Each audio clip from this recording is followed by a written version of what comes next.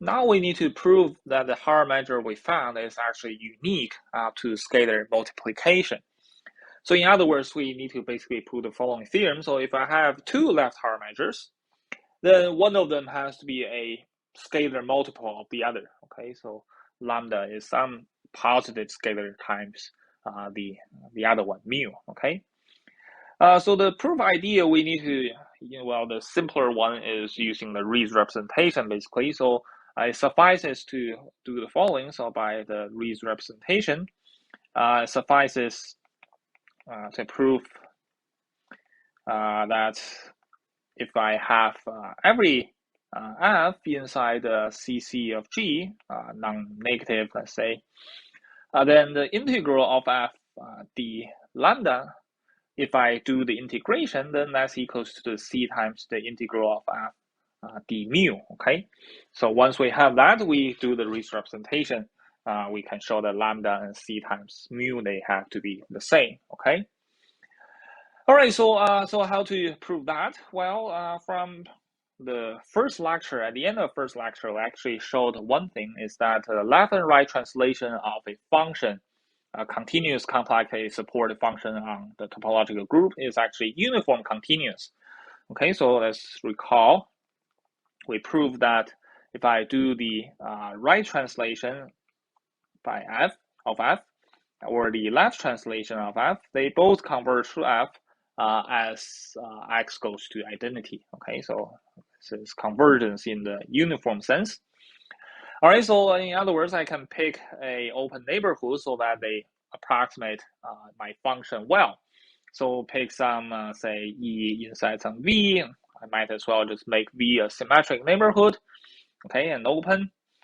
And so I have for every y inside v, then I have the f of xy either on the left or on the right approximate the fx pretty well. Okay, so the fxy minus fx is going to be less than epsilon. Let's say epsilon over 2. I should pick epsilon before that for every epsilon greater than 0. And then I have f of yx. Okay, that's also approximated well. And I actually don't need both of them. I actually just need the f of xy and the yx are very close. Okay, I just need that in fact.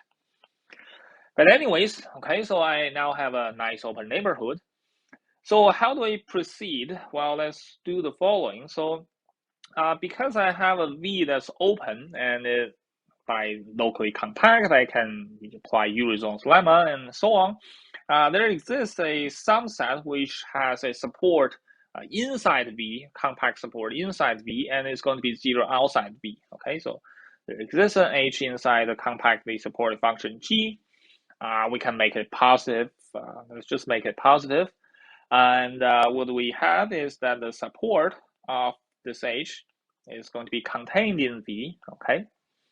And one thing is that not only that, we can actually also, without loss of generality, assume that Hx is equals to Hx inverse.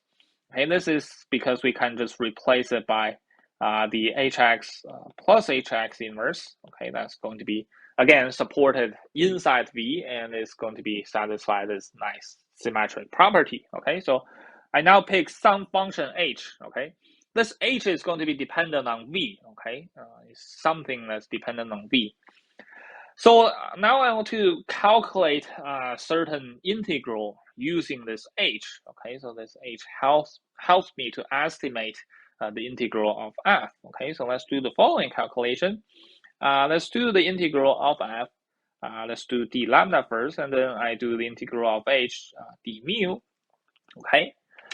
So what it does, you can, well, let's say this is d lambda of x, so f of x, and h of y, d mu of y. And then because this is an integral of two compactly supported functions, so because they're compactly supported, they're L1, so you can make them as an integral together, okay? If you took my measure theory from last term, you know this question on your final exam, so it's essentially why we need it. So you can do the integral of the h and f pretended as a function on the product space, okay?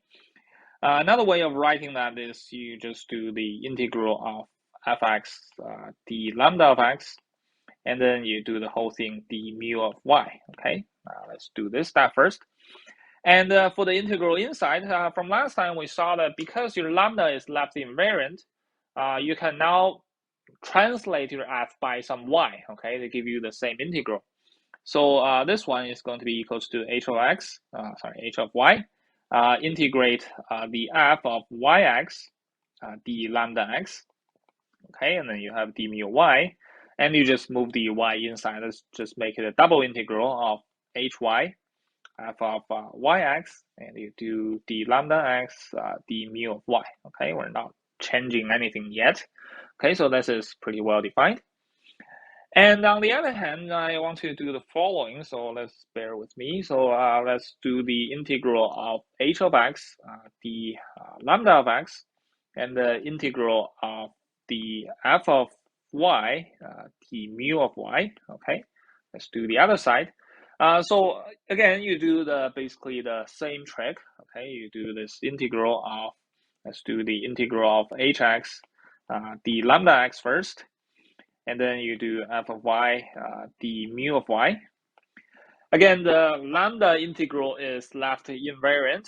Okay, so you can put in a y, or actually let's do a y inverse here. So you do the integral of h of y inverse x, d lambda of x, and then you have fy, d mu of y. Okay, and because my h, I picked h so that h evaluated at x is the same as h evaluated at x inverse. I can reverse this by, let's just write it as a double integral. So this is h of x inverse y. I just inverted whatever is inside. Let's put fy here again, and have d lambda x, d mu y. Okay, and well, one thing we notice is we really want to interchange this double integral. Well, why can we do that? Well, in general, a topological group is not sigma compact. Okay, so or sigma finite. Okay, so in general, it's not true. So Fubini theorem cannot be applied directly. But the good thing is about here is that your f and h, they are both compactly supported. Okay, that's why we need a compact support. Because they're compact support, this double integral, you just pretend it's a double integral on the product space of two compact sets. So you can apply Fubini now, okay? And you can even say it's tonally because at h and f to be non-negative. All right, so we can interchange this integral, okay? So let's do that. So let's move the y inside. So let's do the integral of the integral. Let's copy it here, x inverse y, f of y, and then you have a d mu of y, okay? And then you have a d lambda x on the outside, okay? So now y is, again, is left invariant. You can translate something on the left. So in the inside integral, the x is a constant, okay? So x is fixed here. So you can just translate by x, okay? So you get the integral of another integral of h translated by x, so x inverse canceled out, you get h of y, and then you have a f of xy, d mu y, okay, and d lambda x. All right, so now if you compare it, well, of course you can move it back, okay, that's basically the same. And if you compare it with what you have over there, you realize, well, the only difference is on the first part, I have a f of yx. The second part, I have a f of xy. Okay, that's their only difference. So let's look at their difference. Okay, so if I take the absolute value of the integral on the first one, I integrate f respect to lambda. So I have f d lambda integral of h d mu minus, I reverse them, so h d lambda f d mu.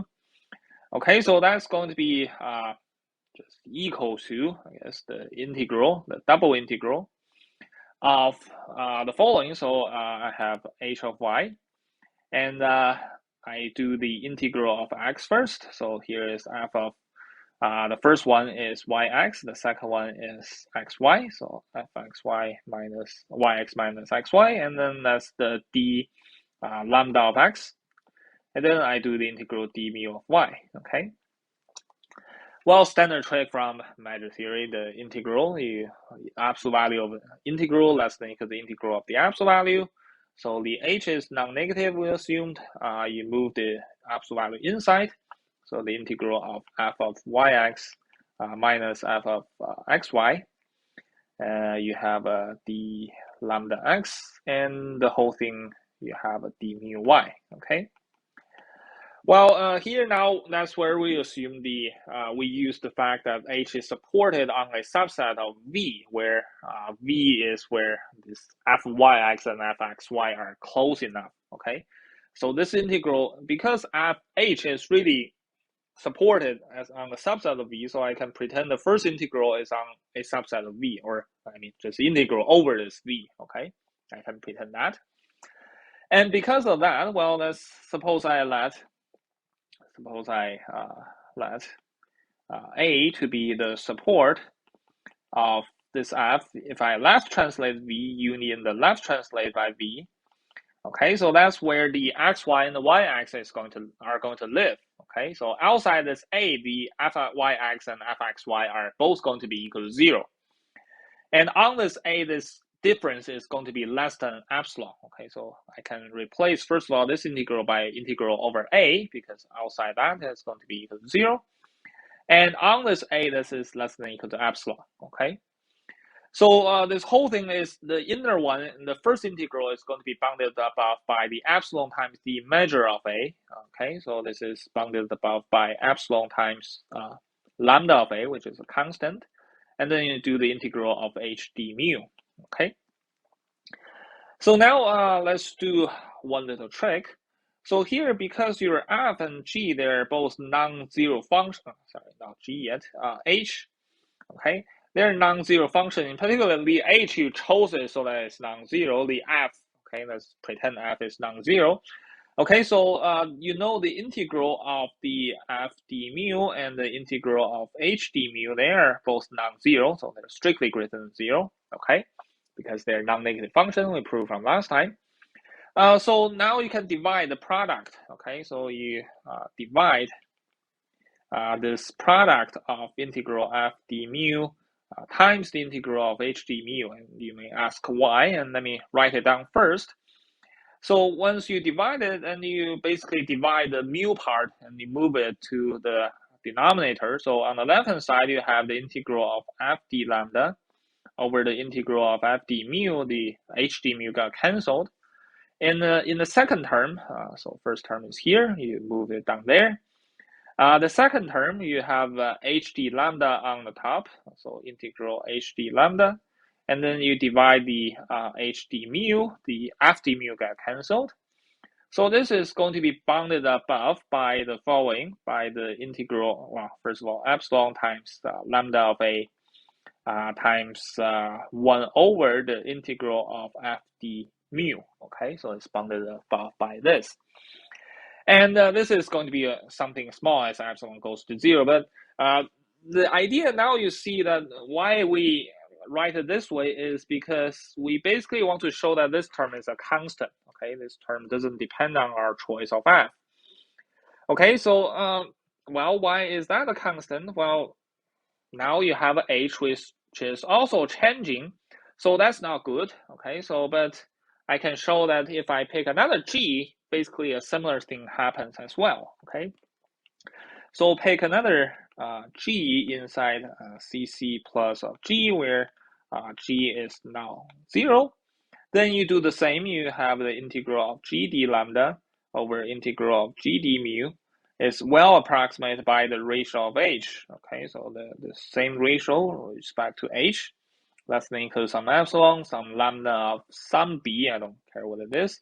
It's going to be finite because it's basically some translation of a compact set. And then you have a 1 over the integral g d mu. Okay, so now you do the triangle inequality. Now you see that the integral of f d lambda over integral f d mu minus integral of g d lambda over integral of g d mu. That's going to be bounded by the epsilon times the lambda a over integral of f d mu plus the lambda b over integral of g d mu. Okay, and is epsilon times some constant, only depends on G and F. Okay, so this integral you can show they're bounded above because they are compactly supported. Again, A and B there also have finite measure. So that's going to be goes to 0. Okay, as epsilon goes to infinity. So this essentially shows that this ratio has to be constant across all the positive, non-zero, non-negative, continuously compactly supported functions. So we have that the integral of f d lambda is equal to some constant times the integral of f d mu for all f inside cc plus of g. Let's say f is non-zero, of course. Okay, and from there, Ree's representation basically take care of the rest. Okay, so we now prove the uniqueness of the Haar measure. Okay, so I just want to do one more corollary, just in case that your G is compact. So if G is a compact group, okay, well then not only you can make this there exists a left Haar measure, but you can also scale it down by the mu of G to make it a probability measure. Okay, so you take mu, let's say mu prime of E, which is equals to your left Haar measure. You divide it by the mu of G. Okay, so this is a probability left Haar measure. Okay, left Haar measure. Okay, and in fact, this is going to be the unique one. Okay, any probability measure that's also left Haar measure is going to be the same. Okay, so in other words, there is a unique probability measure that's left Haar measure. That's left Haar measure. Okay. So this one is quite important as it basically tells you for every compact topological group, you can have something that's like a probability. Okay, you can put on a kind of a uniform translation invariant probability on your compact group. Okay, so if you think about it on the real line, there's no left invariant probability measure because if you translate your 0-1 interval, you get infinitely many of them, so your measure can never be probabilistic. Well, but if you just restrict to, say, the unit interval, okay, or it's homeomorphic to the unit circle, then if you look at the unit circle, then it does have a probability measure, okay? It's basically 1 or 2 pi of the usual Lebesgue measure, okay? So that's basically the difference between a compact group, for example, the unit circle, versus the real line, which is only locally compact, it's never compact, okay? So that's one good thing about compact group is that you have a probability measure.